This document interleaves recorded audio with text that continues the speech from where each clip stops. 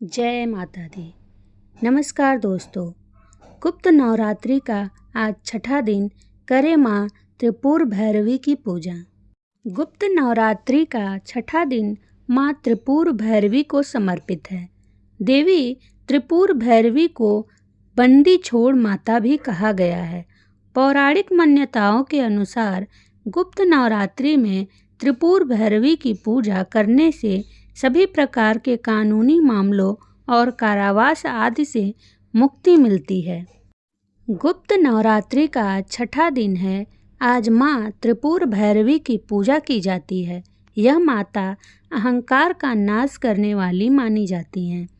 दुर्गा सप्तशती के अनुसार त्रिपुर भैरवी के उग्र स्वरूप की कांति हजारों उगते सूर्य के समान है।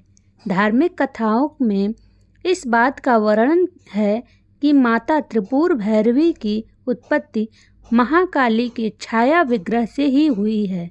देवी भागवत के अनुसार छठी महाविद्या त्रिपुर भैरवी हैं। माँ त्रिपुर भैरवी के विभिन्न प्रकार के भेद माने गए हैं।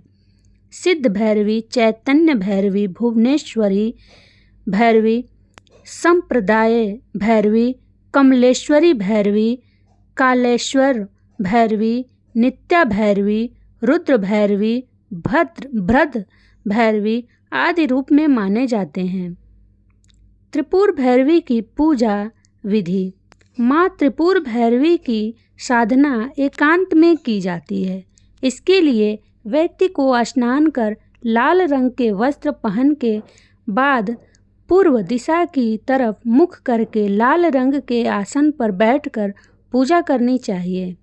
उसके बाद एक चौकी पर लाल रंग का कपड़ा बिछाकर एक थाली में रोली से त्रिकोण बनाकर उस पर त्रिपुर भैरवी यंत्र रखें।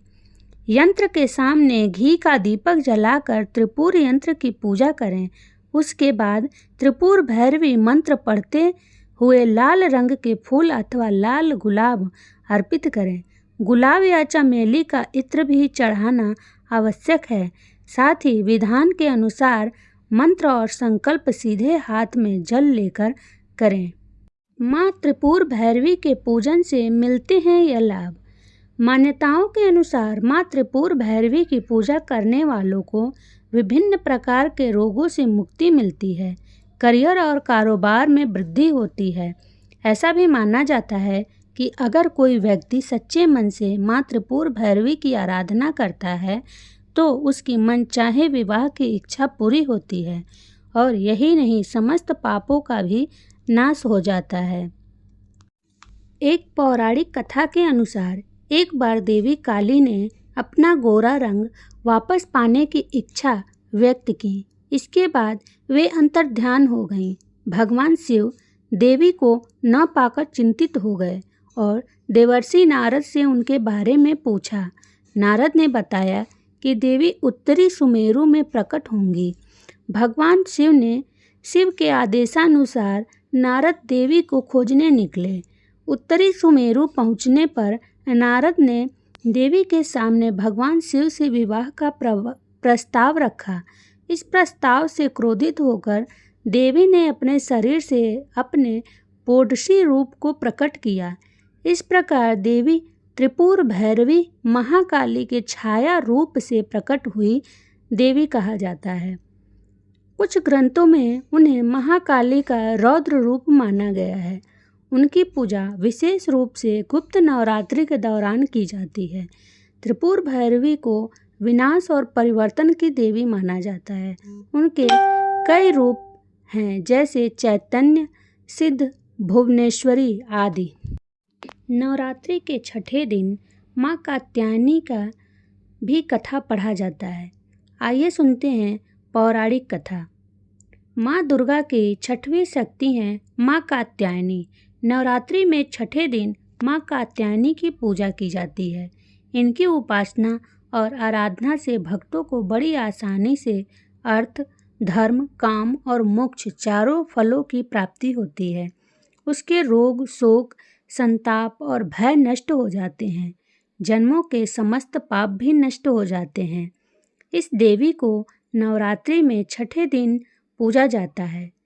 कात्य गोत्र में विश्व प्रसिद्ध महर्षि कात्यायन ने भगवती पराम्बा की उपासना की, कठिन तपस्या की। उनकी इच्छा थी कि उन्हें पुत्री प्राप्त हो। माँ भगवती ने उनके घर पुत्री के रूप में जन्म लिया, इसलिए यह देवी कात्यायनी कहलाई। इनका गुण शोध कार्य है, इसलिए इस वैज्ञानिक युग में कात्यायनी का महत्व सर्वाधिक हो जाता है। इनकी कृपा से ही सारे कार्य पूरे हो जाते हैं। ये वैद्यनाथ नामक स्थान पर प्रकट होकर पूजी गईं। माँ कात्यायनी अमोघ फलदायिनी हैं। भगवान कृष्ण को पति रूप में पाने के लिए ब्रज की गोपियों ने इन्हीं की पूजा की थी। यह पूजा कालिंदी यमुना के तट पर की गई थी, इसलिए यह ब्रजमंडल की अधिष्ठात्री देवी के रूप में प्रतिष्ठित हैं। इनका स्वरूप अत्यंत भव्य और दिव्य है। ये स्वर्ण के समान चमकीली हैं और भास्वर हैं। इनकी 4 भुजाएं हैं। दाईं तरफ का ऊपर वाला हाथ अभय मुद्रा में है तथा नीचे वाला हाथ वर मुद्रा में।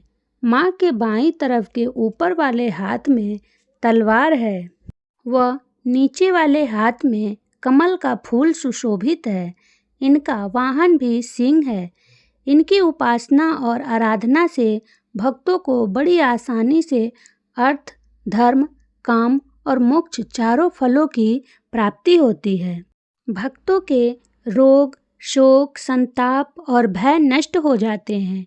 जन्मों के समस्त पाप भी नष्ट हो जाते हैं। इसलिए कहा जाता है कि इस देवी की उपासना करने से परम पद की प्राप्ति होती है।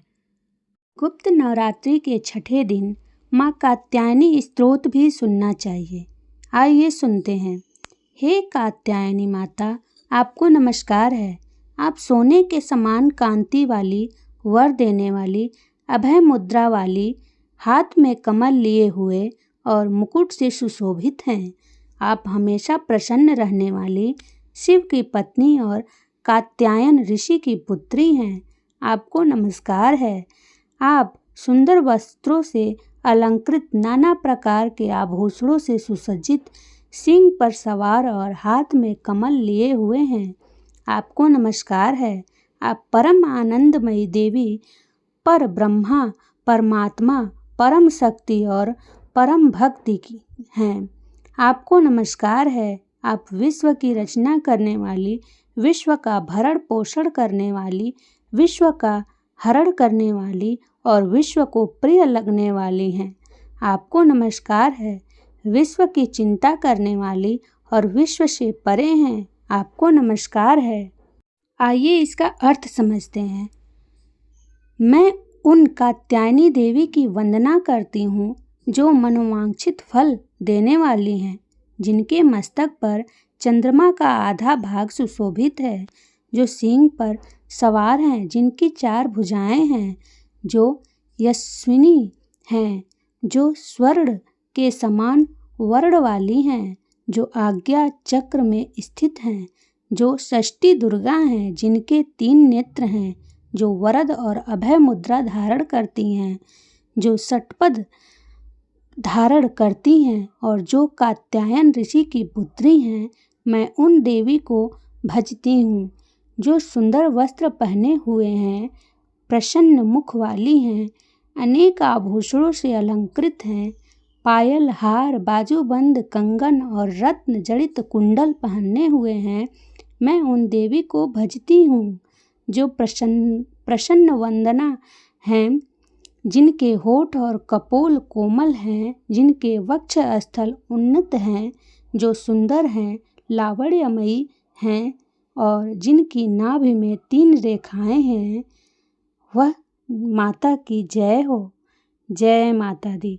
अगर आपको वीडियो पसंद आए तो प्लीज़ लाइक, कमेंट, शेयर और सब्सक्राइब ज़रूर करें।